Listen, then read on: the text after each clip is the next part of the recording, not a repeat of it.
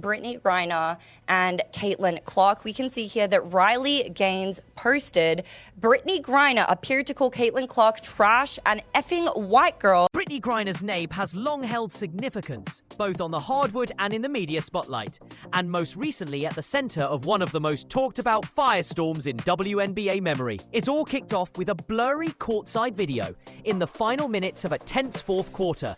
Griner was called for a foul, and while making her way to the bench, cameras caught her mouth moving. Indiana Fever and Atlanta Dream played. Indiana Fever is where Caitlin Clark plays. Atlanta Dream is where Brittney Griner plays. Now you tell me what it looks like Brittney Griner is saying here. Or the ticky-tack fouls that we were talking about earlier today. For a little bit of context, this was in the fourth quarter after Brittney Griner fouled out against Caitlin Clark, and Indiana Fever would go on to win by 5. Now I'm going to tell you what I think she said. Let's play it back. Looks to me like she is saying trash and then calling Caitlin Clark a bleep white girl. Just a reminder, this is who Joe Biden traded for the Russian merchant of death. So many WNBA players hate Caitlin Clark so much when she is the best thing that could have happened to the league. And she's not the best thing that happened to the league because she's white. It's fans around the world hit replay, zoom in, and hotly debated her exact words. Did she say trash F white girl? A racially offensive jab possibly directed at breakout star Caitlin Clark, or merely trash whack call, expressing frustration at the referee's decision. That brief, unclear clip, shot in poor lighting and resolution, sparked a massive uproar, turning a routine game moment into a full-blown controversy, dominating sports headlines, Twitter threads, and barbershop debates for days. In this deep dive, we'll dissect every angle, the in-game moment, the online inferno that followed, the surface of a disturbing rumor, and the larger questions raised for the WNBA, the press, and the public consuming it all. Stick with us, because by the time we're through... Swaggy, Brittney, let me see something real quick. Brick! Thank you! Get the hell out of here, yo! Yo! Jab stepping, just a brick. Swing and a miss! You'll see how 1 second of footage might change how we interpret everything. It was the kind of high-stakes showdown that grips you to the last possession. With less than 2 minutes on the clock, Griner fought for position under the rim, wrestled for a bound and secured it, only to be whistled for a foul seconds later. Frustrated, she marched off the floor, visibly agitated. And that's when the cameras caught something. A sudden close-up froze on her mouth, capturing a muffled phrase. Social media erupted. Users clipped, slowed, and dissected the footage frame by frame. Some claim they heard, unmistakably, trash. White girl, a racially charged swipe at none other than Caitlin Clark, whose rise in the league has made her a lightning rod for controversy and acclaim. Others argued it was just trash, whack call, an emotional response to a fast call she didn't agree with. Soon, TikTok detectives and ex-users flooded the platforms with their own interpretations, some calling on speech experts, others going full amateur CSI. Both camps claimed their version was irrefutable.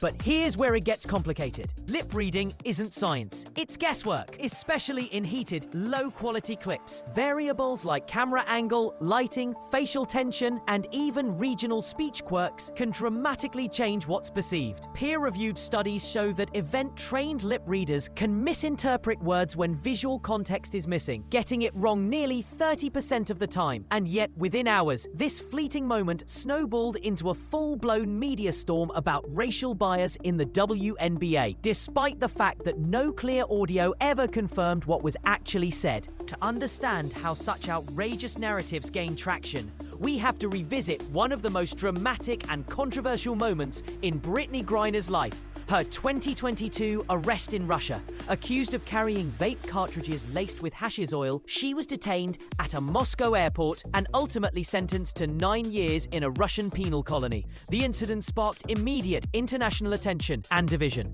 To some, she was clearly a political pawn, targeted by a hostile regime eager to make an example out of a high-profile American. To others, her case raised tough questions. Why so much diplomatic effort for one athlete? Was it because she was famous or something more? The story exploded when the US negotiated her release in a high-stakes prisoner swap, trading Griner for Victor Bout, a convicted arms dealer nicknamed the Merchant of Death. That decision split public opinion. Some hail it as a necessary move to bring an American citizen home. Others saw it as a reckless trade that prioritized celebrity over justice. Why Griner and not others? Would an unknown detainee have gotten the same deal? The backlash was fierce. For many, her return home carried a strange paradox. She was either a symbol of American strength or an example of selective justice. That tension didn't fade. It followed her back to the States and into every public appearance since. Whether she's scoring on the court or staying silent off it, people are still watching her through that same polarized lens. Within moments of the footage going viral, hashtags like Grinergate and Say It Griner dominated the trending lists. Riley Gaines, once a college swimming standout and now a social commentator, posted a widely shared image claiming Griner had uttered "trash an effing white girl," setting off a storm of backlash. Talk shows lit up with debate about whether the WNBA would hand down a suspension, while online comment sections exploded with calls for answers, apologies, and consequences. Amid the chaos, outrage, think pieces, personal jabs, Griner remained silent. No clarifying tweet, no press release, no even a vague repost. In a media landscape where silence often equals guilt, her refusal to speak fed the frenzy. Speculation filled the void she left, and in that space, rumors mutated into headlines. Sports analysts like Skip Bayless didn't hold back, accusing Griner of dodging responsibility and the WNBA of selectively enforcing standards depending on the player. Meanwhile, social media fractured. Some users demanded punishment, labeling her silence as arrogance. Others rallied to her defense, calling the controversial huge hunt fueled by distorted lip readings and biased narratives. The WNBA eventually released a bland statement promoting professionalism and mutual respect, but sidestepped the incident entirely. In a time when public figures are expected to respond instantly and publicly, Griner's silence did more than raise eyebrows. It became part of the story itself, amplifying the noises he refused to address. Just when the original controversy was beginning to cool, a far more toxic narrative resurfaced from the depths of internet conspiracy culture. Is Brittney Griner secretly a man? It wasn't a new claim. The rumor originally cropped up during her Baylor University days, where whispers swirled around her height, deep voice, and masculine build. Back then, most dismissed it as petty mockery, immature chatter from critics with nothing meaningful to say. But the internet has a way of keeping old lies alive.